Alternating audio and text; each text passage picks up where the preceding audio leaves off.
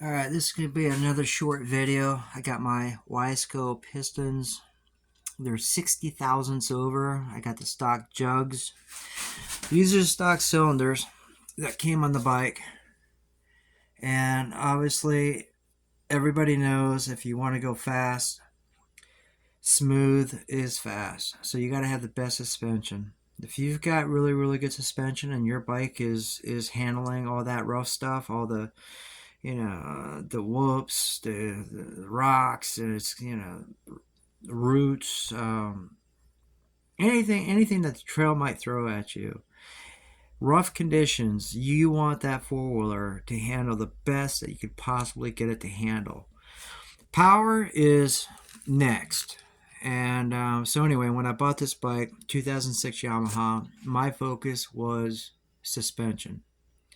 I put a lot of money in suspension. And then I think it was 2010, I sent the motor out and I spent a lot of money on the motor. And I did the cases and the cylinders were ported. And the emphasis was Banshees are not known to have a lot of bottom end power.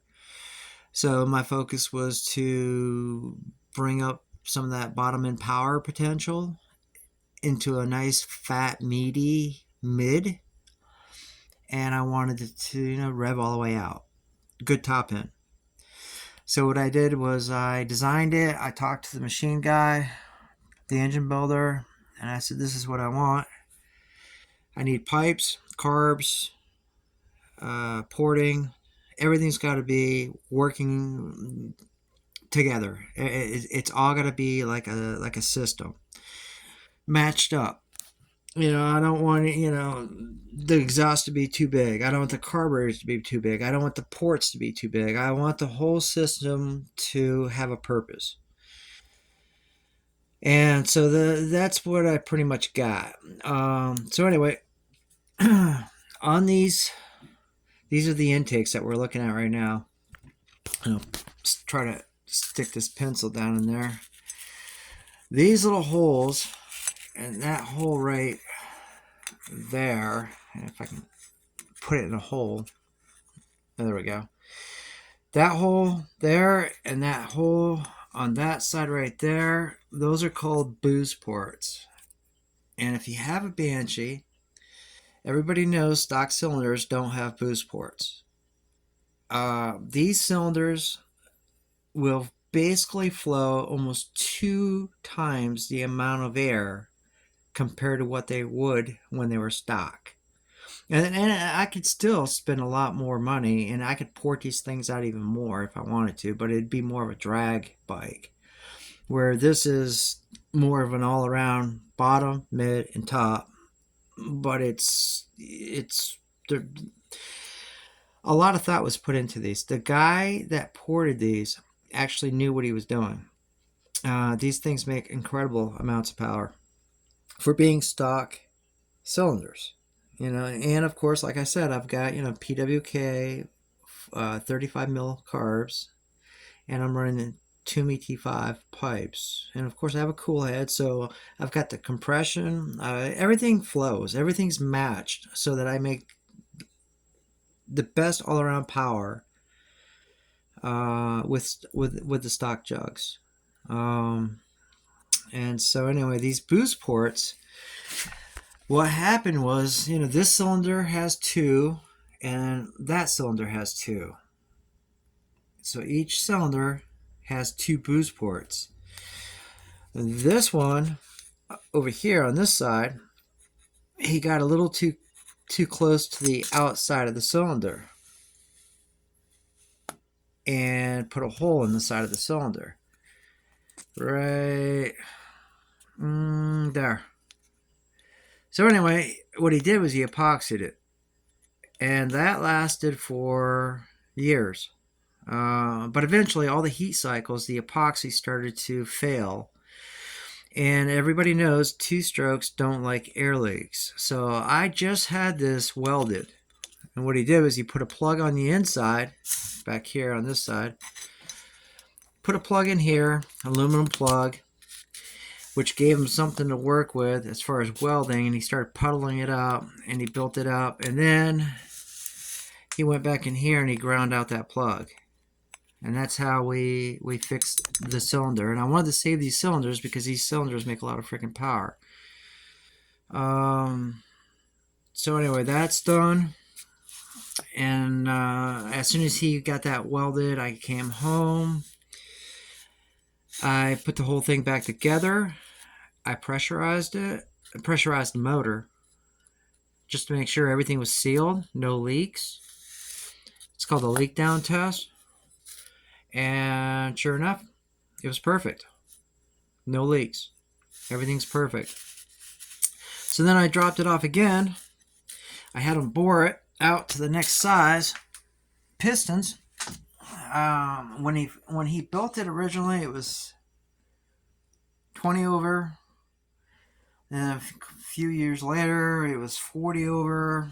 And then a few years later after that, right now, well, here we are today, I guess 19 years later. Now we're 60 thousandths over. I'll give you show you what the exhaust side looks like.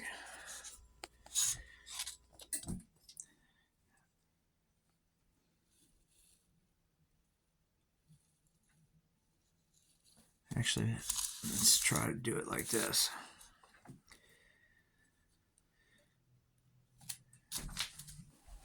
I'm gonna flip it upside down, and you can see. Now the machine shop that I took it to, I picked it up, I think it was yesterday or the day before, and they were looking at this. Two guys in their 60s. They've both been working on bikes for over 40 years, actually over 40 years, both of them. You should see all the stuff they got. But they were looking at these cylinders and the porting on here, the transfer cases. In here, of course, everything was matched up on the intake side. And then this part here,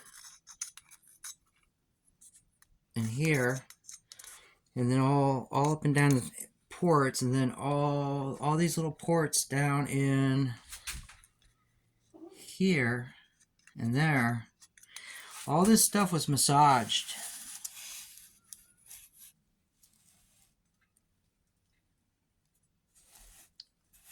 And the first time I took this bike out,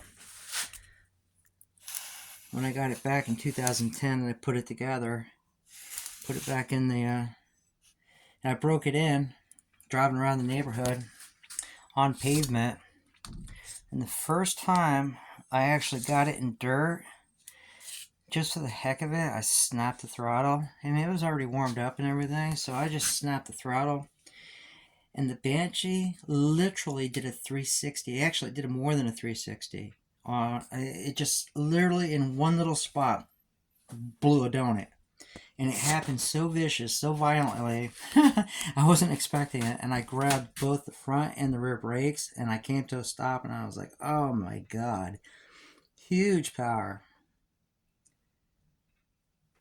Yep, but these cylinders right here, they're magic. And they're stock ports. You don't need, you know, everybody thinks you got to have, well, I do have a 4 mil. It's a 4 mil crank. But everybody thinks you have to have these bigger jugs with the bigger pistons. And most of the power, honestly, comes from the porting and how you set it up. With your carburation, I have to have the 30 and the PWK 35s because I'm flowing a lot of air. I'm flowing a lot of fuel. This thing actually eats a lot of fuel. We'll talk about that in a future video. Why do I run such a big gas tank? And there's something else that I'm not gonna talk about it today, but there's something else I do. Like when I go out west, and I'll go on a 125, 150 mile ride, but I have to bring extra fuel.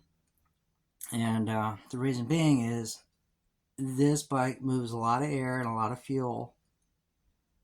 So yeah, I run bigger carbs. Of course, the exhaust system is not real big. It's, you know, just Toomey T5s, but the Toomey T5s come on really hard in the bottom, and of course mid and top. Just an all-around good pipe. But anyway, yeah, that's a short video on my cylinders. Let me see if I can get some light on them. Maybe that helps. Let's try that. Yeah, there you go. You can actually see, there we go. You can see these boost ports really good.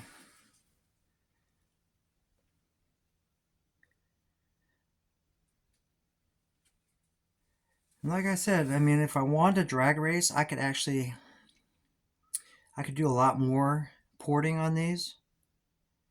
There's obviously a lot more potential to high end horsepower basically, but I'm not into that. So I spent the money to get as much. I want to extract as much bottom, mid, and top end power as possible, keeping it. Back in the day, it was more for the motocross tracks, but of course, I think this is going to work for XC as well. It might, maybe it won't. Maybe it's too much. I don't know, but we're going to find out. So anyway, all right. Thanks for listening, and we'll talk to you all next time. Like and subscribe. I guess this is going to be part 4. Peace.